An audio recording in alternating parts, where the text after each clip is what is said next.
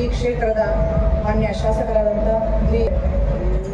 ನಗರಸಭೆಯ ಅಧ್ಯಕ್ಷರು, ಉಪಾಧ್ಯಕ್ಷರು ಹಾಗೂ ಸದಸ್ಯರುಗಳೇ, ಕಾರ್ಯನಿರ್ವಹಣಾಧಿಕಾರಿಗಳೇ, ನಗರಸಭೆಯ ಚೀಫ್ ಆಫೀಸರ್ ಅವರೇ ಹಾಗೂ ವೇದಿಕೆಯ ಮೇಲೆ ಆಸೀನರಾಗಿರ್ತಕ್ಕಂಥ ಎಲ್ಲ ಗಣ್ಯ ವ್ಯಕ್ತಿಗಳೇ ಹಾಗೂ ವೇದಿಕೆಯ ಮುಂಭಾಗದಲ್ಲಿ ಆಸೀನರಾಗಿರ್ತಕ್ಕಂಥ ಎಲ್ಲ ಸಾರ್ವಜನಿಕ ಬಂಧುಗಳೇ, ಜನಾಂಗದ ಮುಖಂಡರುಗಳೇ, ಎಲ್ಲ ಗ್ರಾಮ ಪಂಚಾಯಿತಿ ಅಧ್ಯಕ್ಷರು, ಸದಸ್ಯರುಗಳು ಎಲ್ಲರೂ ಕೂಡ ಆಗಮಿಸಿರ್ತೀರಾ.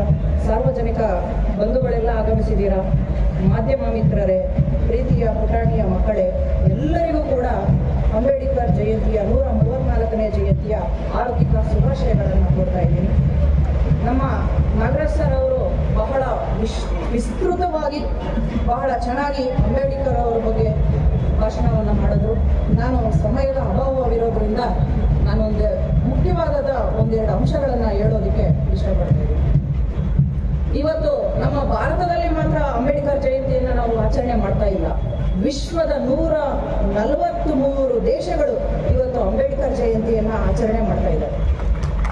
ಭಾರತ ರತ್ನ ಸಂವಿಧಾನ ಶಿಲ್ಪಿ ಡಾಕ್ಟರ್ BR ಅಂಬೇಡ್ಕರ್ ಅವರ ಜಯಂತಿಯನ್ನ ಇವತ್ತು ಬಹಳ ವಿಜೃಂಭಣೆಯಿಂದ ಆಚರಿಸ್ತಾ ಇದೆ. ಅಂಬೇಡ್ಕರ್ ಅವರ ಸಾಧನೆಗೆ ಇಡೀ ಜಗತ್ತೇ ತಲೆಬಾಗಿದೆ. ಅವರ ಒಂದು ಮುಖ್ಯವಾಗಿರ್ತಕ್ಕಂಥ ಒಂದಷ್ಟು ವಿಷಯಗಳನ್ನ ತಮ್ಮೊಂದಿಗೆ ಹಂಚ್ಕೊಳ್ತೀನಿ. ನಾನು ಜಾಸ್ತಿ ಏನು ಹೇಳೋದಿಕ್ಕೆ ಹೋಗಲ್ಲ, ಯಾಕಂದ್ರೆ ನೀವು ಅವರ ಒಂದು ಜೀವನ ಚರಿತ್ರೆಯನ್ನ ಬಹಳ ಚೆನ್ನಾಗಿ ಎಲ್ಲರೂ ತಿಳ್ಕೊಂಡಿರ್ತೀರ.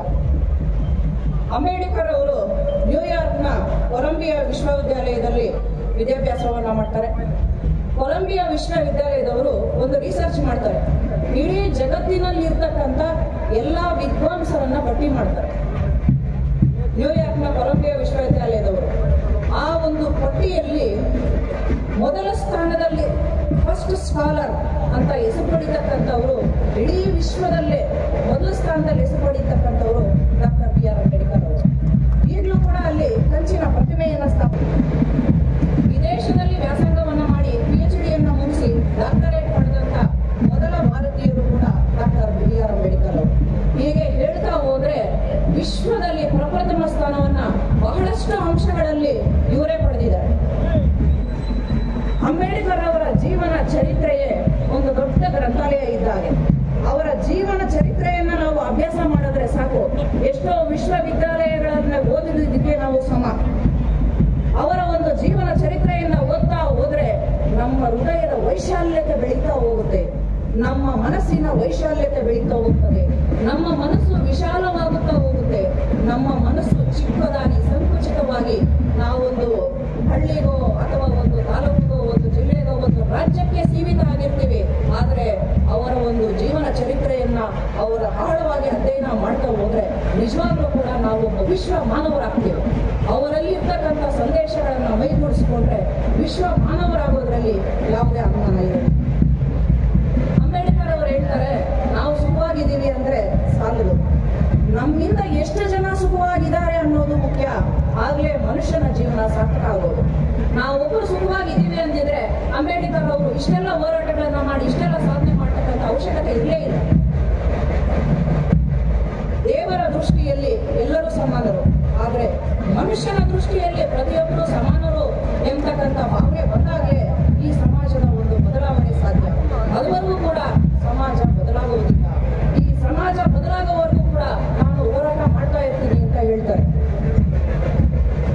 ಬಹಳ ಚಿಕ್ಕಂದಿನಿಂದಲೂ ಕೂಡ ಅಸ್ಪೃಶ್ಯತೆಯನ್ನ ಹತ್ತಿರದಿಂದ ನೋಡಿದಂಥವರು.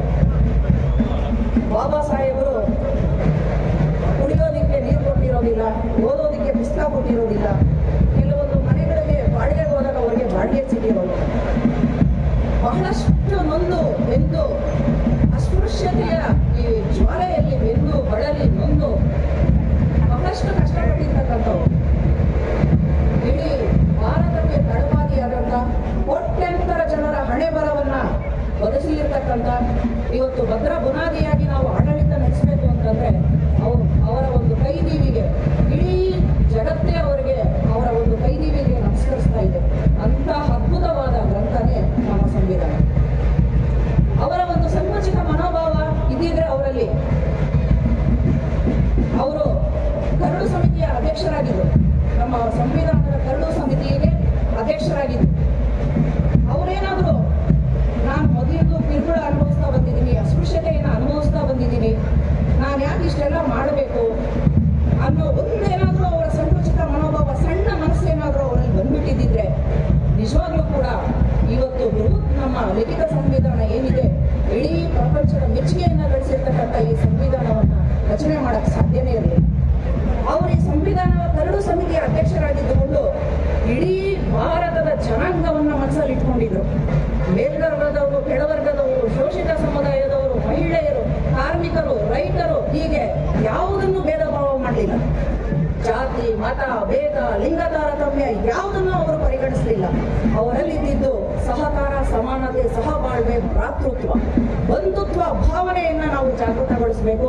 ನಮ್ಮ ಭಾರತದ ಏಕತೆ, ಐಕ್ಯತೆಯನ್ನ ನಾವು ಸಾಧಿಸಬೇಕು ಅಂತಕ್ಕಂಥ ಒಂದು ವಿಶಾಲ ಮನೋಭಾವನೆ ಅವರಲ್ಲಿ ಇದ್ದಿದ್ದರಿಂದಲೇ ಇವತ್ತು ನಮ್ಮ ಸಂವಿಧಾನ ಇಡೀ ಜಗತ್ತಿಗೆ ಪ್ರಸಿದ್ಧಿಯಾಗಿದೆ, ಜಗತ್ತಿಗೆ ಮಾದರಿಯಾಗಿದೆ.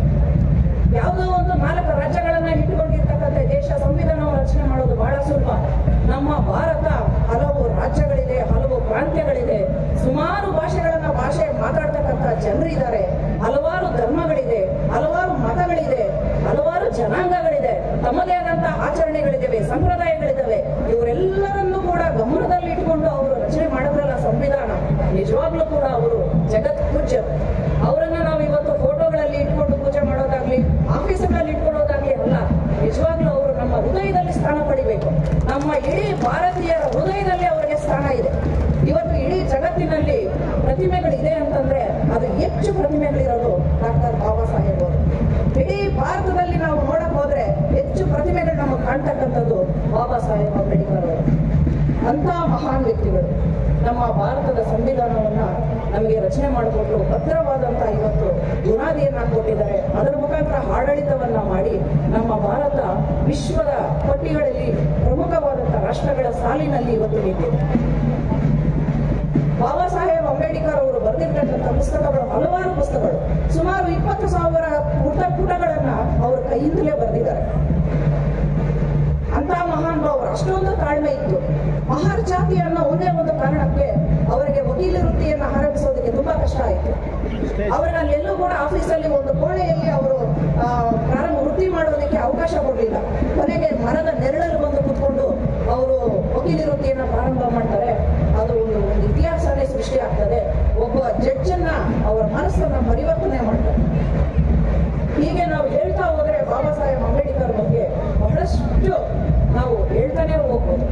ಯಾರನ್ನೂ ಕೂಡ ಅವರು ಕಡೆಗಣಿಸಲಿಲ್ಲ. ಸಂವಿಧಾನವನ್ನು ರಚನೆ ಮಾಡುವಾಗ ಪ್ರತಿಯೊಬ್ಬರನ್ನು ಗಣನೆಗೆ ತೆಗೆದುಕೊಂಡ್ರು. ಶೋಷಿತ ವರ್ಗದ ಸಮುದಾಯಗಳಾದಂತ ಮಹಿಳೆಯರಾಗ್ಬೋದು, ಕಾರ್ಮಿಕರಾಗ್ಬೋದು, ಎಲ್ಲರನ್ನೂ ಕೂಡ ಮುಖ್ಯವಾಹಿನಿಗೆ ತರೋ ಪ್ರಯತ್ನ ಮಾಡೋದು. ವರ್ಣ ಮತ್ತು ಜಾತಿ ವ್ಯವಸ್ಥೆಯಿಂದ ಸ್ತ್ರೀಯರ ಒಂದು ಪಾಡು ಹೇಗಿತ್ತು ಅಂತಂದ್ರೆ ನಿಜವಾಗ್ಲೂ ಕೂಡ ಸ್ತ್ರೀಯರು ಅಂಧಕಾರದ ರೂಪದಲ್ಲಿ ಬಳಲ್ತಾ ಇದ್ರು. ಸತಿ ಸಹಗಮನ ಪದ್ಧತಿ ಇತ್ತು, ಬಾಲ್ಯ ವಿವಾಹ ಪದ್ಧತಿ ಇತ್ತು, ಬಹುಪತ್ನಿತ್ವ ಪದ್ಧತಿ ಇತ್ತು. ಸ್ತ್ರೀಯರಿಗೆ ಒಂದು ಸ್ವಾತಂತ್ರ್ಯ ಅನ್ನೋದೇ ಇರಲಿಲ್ಲ. ನಮ್ಮ ಸ್ವತಂತ್ರ ಪೂರ್ವ ಭಾರತದಲ್ಲಿ ಸ್ತ್ರೀಯರು ಅಂಧಕಾರದಲ್ಲಿ ನರಳುತ್ತಾ ಇದ್ರು. ಏನಾದರೂ ಮಾಡಿ ಸ್ತ್ರೀಯರಿಗೆ ಒಂದು ಮುಖ್ಯವಾದ ಸ್ಥಾನವನ್ನ ಕೊಡಬೇಕು, ಸ್ವಾವಲಂಬಿಗಳಾಗಬೇಕು, ಅವರನ್ನು ಮುಖ್ಯವಾಹಿನಿಗೆ ಕರ್ಕೊಂಡ್ಬರಬೇಕು. ಗಂಡು ಹೆಣ್ಣು ಎಂತಕ್ಕಂಥವ್ರು ಸಮಾನರು. ಯಾವಾಗಲೂ ಹೆಣ್ಣು ಹಿಂದೆ ಬೀಳ್ತಾಳೋ ಗಂಡು ಒಬ್ಬನೇ ಈ ಪ್ರಗತಿ ಸಾಧಿಸೋದಕ್ಕೆ ಸಾಧ್ಯ ಇಲ್ಲ ಅಂತ ಮನಗಂಡು ಕೊನೆಗೆ ಹಿಂದೂ ಕೋಡ್ ಬಿಲ್ ಯಾವಾಗ ಪಾಸ್ ಆಗ್ಲಿಲ್ವೋ ಅವಾಗ ಕಾನೂನು ಮಂತ್ರಿಗಳಾಗಿರ್ತಾರೆ ಇವರು. ತಮ್ಮ ಮಂತ್ರಿ ಪದವಿಗೆ ರಾಜೀನಾಮೆ ಕೊಟ್ಟು ಹೊರಗಡೆ ಬರ್ತಾರೆ. ಎಂತ ಮಹಾನುಭಾವರು ಅಂದ್ರೆ ನಿಜವಾಗ್ಲು ತನ್ನ ಒಂದು ಇದಕ್ಕೆ ಅವರು ಯಾವಾಗ ಈ ಕೋಡ್ ಬಿಲ್ ಪಾಸ್ ಆಗ್ಲಿಲ್ಲ ಅಂತ ಗೊತ್ತಾಗುತ್ತೋ ಆಗ್ಲೇನೆ ಅವರು ಮಂತ್ರಿ ಪದವಿಗೆ ರಾಜೀನಾಮೆ ಕೊಡ್ತಾರೆ. ಇವತ್ತು ನಾವೆಲ್ಲರೂ ನೋಡೋದಕ್ಕೆ ಸಾಧ್ಯನಾ? ನಿಜವಾಗ್ಲೂ ಇಲ್ಲ. ಇವತ್ತು ಪೂಜೆ ಮಾಡ್ತಕ್ಕಂಥದ್ದು ನಾವು ದೇವರನ್ನೆಲ್ಲ ನಮ್ಮ ಬಾಬಾ ಸಾಹೇಬ್. ನಿಜವಾಗ್ಲೂ ಕೂಡ ಅಂಬೇಡ್ಕರ್ ಅವರು ನಮ್ಗೆಲ್ಲರೂ ಕೂಡ ಸಾಹೇಬರು. ಅವರನ್ನ ಸಾಹೇಬರು ಅಂತ ಕರೆಯೋದಕ್ಕೆ ನನಗೆ ಬಹಳ ಇಷ್ಟ ಆಗ್ತದೆ. ನಿಜವಾಗ್ಲೂ ಕೂಡ ಅವರ ಒಂದು ಆದರ್ಶ, ಅವರ ಒಂದು ಇದನ್ನ ನೀವೆಲ್ಲ ಇಲ್ಲೇ ಆಚರಣೆಗಳ ಮುಖಾಂತರ, ಮೆರವಣಿಗೆಗಳ ಮುಖಾಂತರ, ಪಲ್ಲಕ್ಕಿಗಳ ಮುಖಾಂತರ ಎಲ್ಲ ನೀವು ತೋರಿಸ್ತಾ ಇದ್ದೀರಾ. ಇದನ್ನೆಲ್ಲವನ್ನು ಮಾಡಿ ಆದ್ರೆ ಅವರು ಏನ್ ಹೇಳಿದಾರೋ ಅದನ್ನ ದಯವಿಟ್ಟು ಹೃದಯದಲ್ಲಿ ಮನಸ್ಸಲ್ಲಿ ಇಟ್ಕೊಂಡು ನೀವೆಲ್ಲ ಜೀವನ ಮಾಡಬೇಕು. ಆಗ್ಲೇ ಅವರು ಹೇಳಿದ್ದಕ್ಕೆ ಒಂದು ಸಾರ್ಥಕ ಆಗುತ್ತೆ. ಅವರ ಒಂದು ಸಂದೇಶ, ಅವರ ಆದರ್ಶಗಳೇನಿದೆಯೋ ಅವರ ಹಾದಿಯಲ್ಲಿ ನಾವು ನಡಿಬೇಕು. ಆಗ್ಲೇ ನಮ್ಮೆಲ್ಲರ ಜೀವನ ಸಾರ್ಥಕ ಆಗ್ತಕ್ಕಂಥದ್ದು. ಸೊ ಬಾಬಾ ಸಾಹೇಬರ ಬಗ್ಗೆ ನಾನು ಹೇಳ್ತಾ ಹೋದ್ರೆ ಇನ್ನೂ ಹೇಳ್ತಾನೆ ಇರ್ತೀನಿ. ಮಾನ್ಯ ಶಾಸಕರು ಒಂದ್ 2 ನಿಮಿಷದಲ್ಲಿ ಮುಗಿಸಮ್ಮ ಅಂತ ಹೇಳಿದ್ದಾರೆ. ಮತ್ತೆ ಇಲ್ಲಿ ಬಂದಾಗ ಮಾತಾಡಬೇಕು ಅಂತ ಅನ್ಸುತ್ತೆ. ಇರ್ಲಿ, ನಮ್ಮ ಮುಂದೆ ಮಾತಾಡ್ಬೋದು. ಅವಕಾಶ ಕೊಟ್ಟಂತ ತಮ್ಮೆಲ್ಲರಿಗೂ ವಂದಿಸ್ತಾ ನನ್ನ ಮಾತನ್ನು ಮುಗಿಸ್ತೇನೆ.